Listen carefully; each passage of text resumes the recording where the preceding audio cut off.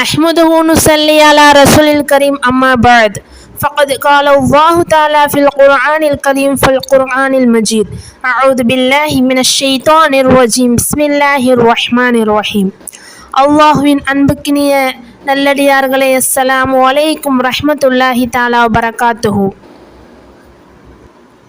அல்லாஹ்வின் வேதமாகிறது குர்ஆனாகும். இந்த குர்ஆனில் 114 சூறாக்கள் உள்ளன. அதில் 66வது சூறாதான் சூரா தஹ்ரீமாகும். இந்த தஹ்ரீமை பற்றி சில பலன்களை நான் கூற வந்துள்ளேன் இன்ஷா அல்லாஹ்.